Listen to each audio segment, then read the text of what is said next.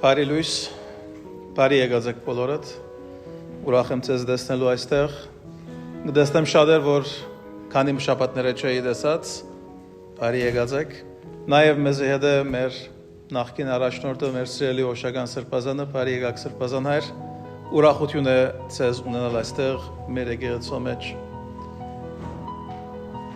Brothers and sisters, good morning and welcome to St. Sarkis Church. Now, before I start my homily today, I would like to say that in my bulletin write-up this Friday, I just wrote a final note and said, if you go to the party on Saturday night and you think of yourself that you paid your dues of being an Armenian, that will not be sufficient. I expect you to be at church today. And lo and behold, everyone here who is almost everyone who's serving on the altar, they came this morning as if nothing happened last night.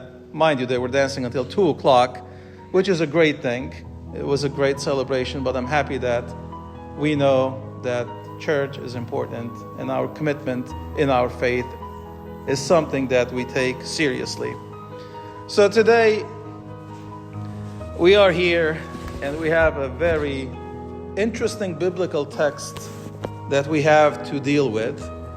And I will try to unpack it as gently and delicately as possible. So when we think of using animal symbols in our society as logos or anything that will represent a team or something like that, we pick lions, we pick eagles, right? Tigers, wolves, horses, colts maybe every once in a while, scorpions and bears, but no one picks a sheep to represent that group of people, that team, or that institution. We have some sort of feelings when it comes to sheep, right? And if you don't agree with that sentiment, the sentiment of being sheep, just read the Animal Farm and you will understand how that sentiment is developed in the human consciousness.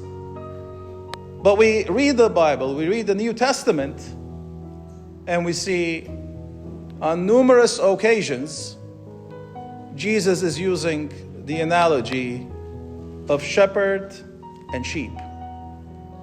And today we are reading another part from the Gospel of John where Jesus says, I am the good shepherd. I am the gate of the sheep, and my followers are the sheep. So again, sometimes we read this and we accept it. Well, this is a fact. This is how Christianity depicts our relationship with God. And sometimes we cringe. Why, Jesus? Why couldn't you pick another animal? If you picked anything else, that would have been a lot easier for us to accept and subscribe to that thinking. And for this reason, biblical scholars have come with different interpretations of this idea of why Jesus uses the analogy of shepherd and sheep.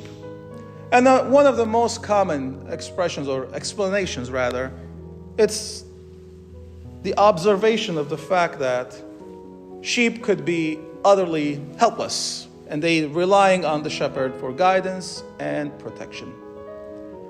And in the text today, we read that either thieves will come and steal, or the wolves out there will snatch the sheep. And hence the role of the shepherd is very important in terms of providing protection for the sheep. And, back in the day, shepherds didn't have a lot of money in the bank, and they were financing whatever they were doing with that money, but their assets were the sheep. And if one sheep was gone, was stolen, it was a big deal. They had to leave the 99 and they go and try to find the one that would go astray. So this is why this analogy makes sense. But if we focus only on the protection and the fact that sheep need guidance, this may sound like a sermon that will be given in medieval times. And the reality is that we are not living in medieval times. We're in the 21st century. We're very smart people. We're very sophisticated people. And this whole analogy of needing protection and needing guidance for a lot of people will be, that's nice, thank you very much. Let's continue with the prayer that we're good now. This is why I would like to move to the second point, which is very important, I think, which took me a lot of time to do my research and finding why Jesus is using this analogy. Why sheep? Jesus says that the shepherd knows the sheep, and that sense of knowledge is very intimate. So Jesus knows everything about us. Things that we try to hide, things we do not know that exist sometimes. Just like the blind spots when we're driving. We don't know that there's something there, but others see, we don't see. So one of the ways for me to unpack this mystery was the following. In my early 20s, we're getting a little personal here. In my early 20s, I started looking at my teenage years. And there were certain things of me that I would look back and I would be like, what I was thinking about, why I would do that, why I was thinking this way, why that picture looks like that. And there's so many things from that time when I was 20s would look at my teenage years and I'd be like, I wish I knew better. But then in my 20s, I thought that I knew a lot.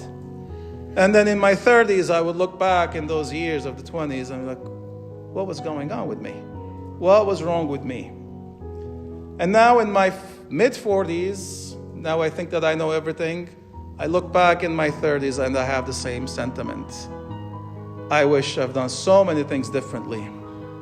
And I hope and I pray that if this journey continues the same way, I would constantly look back and try to see the things that I was doing wrong.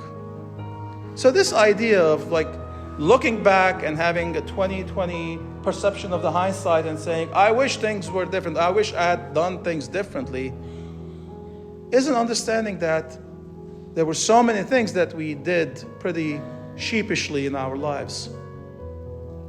We knew that, we thought that we knew everything, but we were maybe naive, maybe misinformed, maybe not utilizing all the information that was out there.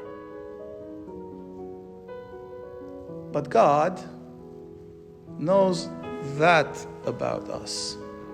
And He knows that as we continue our journey, we will make mistakes. And despite all the mistakes that we make, while thinking that we're doing the right thing, God loves us. God knows everything about us. And despite that knowledge that God has for us, God loves us. I read a memoir of a psychotherapist who said that there was this patient that came and one day had an expression, if my spouse knows the things that I sometimes think about them, they probably wouldn't want to see me. And this is more or less accurate for everyone, because we have so many weird and strange thoughts in our heads. And yet, despite all the thoughts and all the feelings, despite the fact that we are the lost sheep, God continues to love us. And that love is not just a sentiment. God loves us so much that Jesus says He's the good shepherd who lays down His life for the sake of the sheep. That love is immense love. It's not a regular love. It's not something that we can find in our everyday interactions. But Jesus says something very different today in the reading. Speaking of the shepherd, or the shepherd and the sheep relationship, He says, the sheep listen to His voice.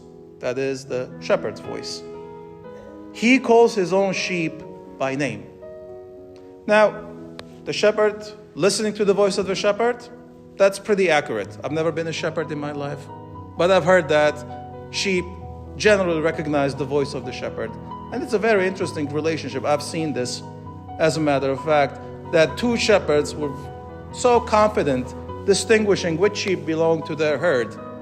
And when I asked, how do you know? They said, well, we've seen when they were born and how big they became. So something that, you and I wouldn't be able to recognize, but the shepherd was able to recognize. And the sheep would be able to hear the voice. And everything so far is true to the analogy that Jesus is giving, but now there's a shift. He says the shepherd calls them by name. So what are we imagining now? The shepherd calling the sheep by name. Do you think that if the shepherd has 100 sheep, he will go like Dasher and Dancer and I don't think so. So this is not accurate to the analogy. So Jesus now is shifting something. He's telling us that not only this shepherd, Jesus Christ, knows us, but he also gives us our name. To give the name means something very profound. In the Bible, when we read the story of people who went rebelling against God and they wanted to construct the Tower of Babylon, they said, we need to build something so that we will have a name. So having a name is recognition. Having a name is becoming someone, right? And if we look at our lives, that's what we're doing every day. We're trying to have a name. And social media feeds that sentiment. The number of the likes, the number of the retweets, is that still a thing, or we have to find new vocabulary for that since Twitter is X now? I don't know. The amount of shares that we get, with that, a lot of people think that, this is how we are making a name for ourselves. But that sense of name, I believe, is written on sand. Because once that story or whatever social media we post, and it's kind of gone, then we're looking for something else. And that internal need of having name, of having recognition, is always there. But this is not only a problem with social media. Because most of the time we're going to people, we're putting ourselves out there, and we're trying to ask people, most of the time, without realizing what are we doing, we're asking them, give me a name. Am I good enough? Am I the right person? Because we don't have that self-knowledge. But Jesus is saying that the good shepherd gives the name. And this is something that we practice, by the way, in the life of our church. When we have the sacrament of baptism, right before having the child being dunked into the baptismal font and baptizing that child in the name of the Trinity, we ask the Godfather, what is the name of this child? It's not like the priest is having a moment of amnesia and forgetting the name. Sometimes it happens, I forget the names, but that's not the purpose of that question there. We are asking the Godfather, who is the sponsor, who is representing that child to the community of faith, to take that role of naming the child a Christian name, a name that God will give him, in a sense. So this relationship of shepherd and sheep is something that's transformative. It gives a sense of leadership, because now Jesus is the leader. He says the shepherd leads the sheep. If you watch any Western movie, with a kettle and whatnot, the cowboy is usually sitting on a horse, right? And the cowboy has dogs, and they all are driving the kettle. That's the Western understanding of shepherding. But in the East, that's not the case. In the East, the shepherd is walking in front of the sheep, and he is guiding the sheep. And this is what Jesus does. Not only figuratively is Jesus walking ahead of us, but he is with us. Not only he is with us, when we go through good times, but Jesus is our leader who goes ahead of us to death, and from death to resurrection. See, when you read about any religion, about any teacher who comes with a philosophy of a religion, they always tell you that do these things and everything will be good in your life. But that's not the case of Christianity. In Christianity, Jesus says, I am the gate. You have to pass through me. I am the life. And I am always with you. Now, for those who are still cringing with the idea of sheep and shepherd, I will read the final part of my sermon from the Bible, from the Old Testament. This is something I am hoping that it is familiar. This is something I'm hoping that you guys know what I'm talking about. The Lord is my shepherd. I shall not want. He makes me lie down in green pastures. He leads me beside the still waters. He restores my soul. He leads me in the right path for his name's sake. Though I walk through the valley of the shadow of death, I will fear no evil, for you are with me. Your rod and your staff, they comfort me. You prepare a table for me in the presence of my enemies. My cup runs over.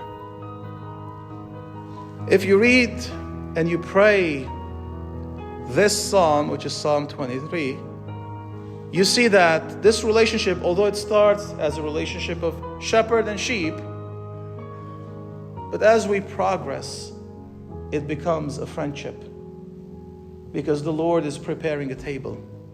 And at the end, it says, and I will dwell in the house of the Lord forever. This relationship becomes something so important. And this is why Jesus concludes today's passage by saying, I have come here so that you will have life, and you will have the full life, the abundant life. My brothers and sisters, seeking that abundant life is through this relationship, the most meaningful relationship with God. This doesn't happen elsewhere. Having a comfortable life is not the abundant life. Having a lot of money, being famous, being recognized, it is not the abundant life. The abundant life is the life that is Christ-centered. The life that Jesus is leading and we are following, because he knows exactly where he is taking us. Comfort one another with these words.